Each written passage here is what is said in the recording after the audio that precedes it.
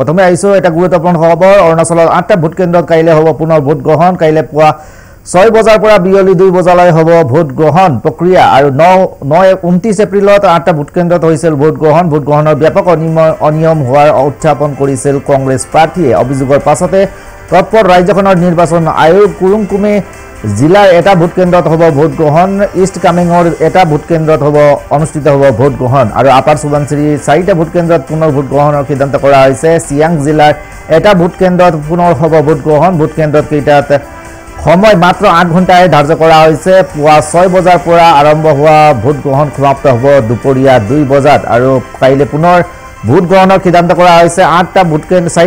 vote কেন্দ্ৰত অনুষ্ঠিত হ'ব অৰুণাচল প্ৰদেশৰ ভোট গ্ৰহণ প্ৰক্ৰিয়া আৰু 19 এপ্ৰিলত অনুষ্ঠিত হৈছিল ভোট গ্ৰহণ আৰু পুনৰ কাইলে পুৱা 6 বজাৰ পৰা বিয়লি 2 বজালৈ অনুষ্ঠিত হ'ব এই ভোট গ্ৰহণ প্ৰক্ৰিয়া আৰু এই ভোট গ্ৰহণ প্ৰক্ৰিয়াৰ বাবে মাত্ৰ 8 ঘণ্টা দিয়ে সময় ধাৰ্য কৰিছে নিৰ্বাচন আয়োগে আৰু 19 এপ্ৰিলত 8টা ভোট কেন্দ্ৰত অনুষ্ঠিত হৈছিল ভোট গ্ৰহণ প্ৰক্ৰিয়া ভোট গ্ৰহণৰ ব্যাপক অনিয়ম হোৱাৰ অভিযোগ উত্থাপন কৰিছিল কংগ্ৰেছ পাৰ্টিয়ে অভিযোগৰ পাছতে তৎপৰ হৈছিল ৰাজ্যখনৰ নিৰ্বাচন আয়োগ আৰু কুৰুংকুমে জিলাৰ এটা ভোট কেন্দ্ৰত অনুষ্ঠিত হ'ব ভোট গ্ৰহণ আৰু ইষ্ট কামেঙৰ এটা ভোট কেন্দ্ৰত অনুষ্ঠিত হ'ব ভোট গ্ৰহণ প্ৰক্ৰিয়া আৰু আপাৰ সুবানচিৰিৰ 4টা ভোট কেন্দ্ৰত পুনৰ ভোট গ্ৰহণৰ সিদ্ধান্ত কৰিছে নিৰ্বাচন আয়োগে চিয়াং জিলাৰ এটা ভোট কেন্দ্ৰত পুনৰ ভোট গ্ৰহণৰ সিদ্ধান্ত কৰা হৈছে ভোট কেন্দ্ৰ কেইটাত ভোট গ্ৰহণৰ সময় মাত্ৰ 8 ঘণ্টাৰ সময় ধাৰ্য কৰা হৈছে বৰ্তমান কটকটীয়া নিৰাপত্তা অব্যাহত ৰখা হৈছে সবিশেষ জানিবলৈ আমাৰ সৈতে উপস্থিত আছে আমাৰ জাগুনৰ সাংবাদিক অনিল শৰ্মা যেহেতু কাইলৈ 8টা ভোট কেন্দ্ৰত অৰুণাচলত ভোট গ্ৰহণ অনুষ্ঠিত হ'ব কেনে ধৰণৰ নিৰাপত্তা বেষ্টনী অব্যাহত ৰখা হৈছে আৰু কি কাৰণত আচলতে পুনৰ ভোট গ্ৰহণ কৰিবলগীয়া হৈছে নিৰ্বাচন আয়োগৰ তৰফৰ পৰা সবিশেষ জনাওক হয় নিশ্চয়কৈ ক'ব লাগিব যিহেতু 19 এপ্ৰিলৰ যি সমগ্ৰ দেশত যি লোকসভা নিৰ্বাচন প্ৰথম পৰ্যায়ৰ যি লোকসভা নিৰ্বাচন অনুষ্ঠিত হৈছিল তাৰ সমান্তৰালকৈ অৰুণাচল প্ৰদেশত লোকসভাৰ লগতে বিধানসভা নিৰ্বাচনো অনুষ্ঠিত হৈছিল আৰু 8টাকৈ যি ভোট গ্ৰহণ কেন্দ্ৰ আছে অৰুণাচল প্ৰদেশত এই 8টাকৈ ভোট গ্ৰহণ কেন্দ্ৰত পুনৰ কাইলৈ হ'ব ভোট গ্ৰহণ অৰ্থাৎ 24 এপ্ৰিল তাৰিখে পুনৰ ভোট গ্ৰহণ প্ৰক্ৰিয়া আৰম্ভ হ'ব কাৰণ কংগ্ৰেছে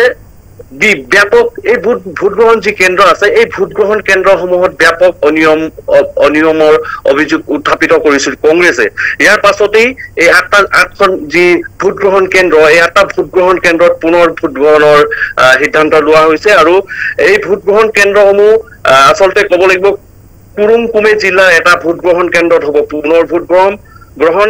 ইষ্ট কামেঙৰ এটা ভোট গ্ৰহণ কেন্দ্ৰত অনুষ্ঠিত হ'ব পুনৰ ভোট গ্ৰহণ আৰু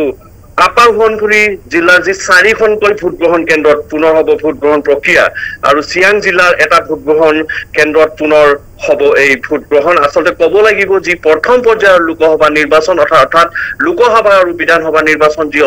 অনুষ্ঠিত হৈছিল অৰুণাচল প্ৰদেশত আৰু এই লোকসভা আৰু বিধানসভা নিৰ্বাচনত এই কেন্দ্ৰসমূহত ব্যাপক অনিয়মৰ অভিযোগ উত্থাপিত কৰিছিল কংগ্ৰেছে আৰু ইয়াৰ পাছতেই তাৰ যি ভোট দিবলৈ অহা যি জনতা আছিল এই ভোটাধিকাৰ সাব্যস্ত কৰিবলৈ অহা জনতাই উত্তেজিত হৈ ইভিএম অৰ্থাৎ ইলেক্ট্ৰনিক ভোটিং মেচিন ভাঙি পেলাইছিল তাৰ পাছতেই এই ভোট গ্ৰহণ কেন্দ্ৰসমূহত পুনৰ ভোট গ্ৰহণ প্ৰক্ৰিয়া আৰম্ভ হ'ব অহা কাইলৈৰ পৰা আৰু এটা কথা উল্লেখ কৰিব লাগিব যে পুনৰ যাতে এই ঘটনা যি এই ভোট গ্ৰহণ কেন্দ্ৰসমূহত পুনৰ যাতে এই ঘটনা সংগঠিত নহয় তাৰ প্ৰতি লক্ষ্য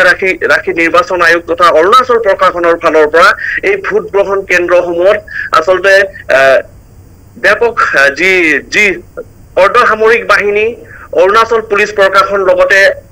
IRBNৰ বৃহৎ এটা দল মোতায়েন কৰা হৈছে যাতে এই ঘটনা পুনৰ সংগঠিত নহয় এই ভোট গ্ৰহণ কেন্দ্ৰসমূহত দেবিলাল হয় নিশ্চয়কৈ এই মুহূৰ্ততে সবিশেষ জনোৱাৰ বাবে আপোনাক ধন্যবাদ জনাইছোঁ আৰু যিহেতু অৰুণাচলৰ 8টা ভোট কেন্দ্ৰত অনুষ্ঠিত হ'ব এই ভোট গ্ৰহণ প্ৰক্ৰিয়া কুৰুংকামে আৰু ইষ্ট কামেঙৰ এটা ভোট কেন্দ্ৰত অনুষ্ঠিত হ'ব এই ভোট গ্ৰহণ প্ৰক্ৰিয়া আপাৰ সুবানচিৰিৰ 4টা ভোট কেন্দ্ৰত অনুষ্ঠিত হ'ব ভোট গ্ৰহণ প্ৰক্ৰিয়া আৰু চিয়াং জিলাৰ এটা ভোট কেন্দ্ৰত অনুষ্ঠিত হ'ব ভোট গ্ৰহণ প্ৰক্ৰিয়া আৰু বিক্ষিপ্ত ঘটনাৰ বাবে বাতিল কৰা হৈছিল ভোট গ্ৰহণ আৰু পুনৰ ভোট গ্ৰহণৰ সিদ্ধান্ত কৰা হৈছে কাইলৈ পুৱা 6 বজাৰ পৰা 2 বজালৈ বিয়লি 2 বজালৈ এই ভোট গ্ৰহণ প্ৰক্ৰিয়া অব্যাহত থাকিব আৰু ভোট গ্ৰহণৰ বাবে সময় মাত্ৰ 8 ঘণ্টাহে ধাৰ্য কৰিছে নিৰ্বাচন আয়োগৰ তৰফৰ পৰা বৰ্তমান নিৰাপত্তাৰ বাবে নিৰাপত্তাৰ বাবে এক কটকটীয়া ব্যৱস্থা কৰা হৈছে আৰু অৰুণাচল প্ৰদেশ আৰু নিৰ্বাচন আয়োগৰ তৰফৰ পৰা অৰ্ধসামৰিক বাহিনী আৰু আৰক্ষী মোতায়েন কৰা হৈছে উক্ত স্থানত IRBNৰ জোৱানো মোতায়েন কৰা হৈছে উক্ত স্থানত পুৱা 6 বজাৰ পৰা যেহেতু আৰম্ভ হ'ব এই ভোট গ্ৰহণ প্ৰক্ৰিয়া তাৰ বাবে কটকটীয়া নিৰাপত্তা ব্যস্তনি অব্যাহত ৰখা হৈছে অৰুণাচল প্ৰদেশত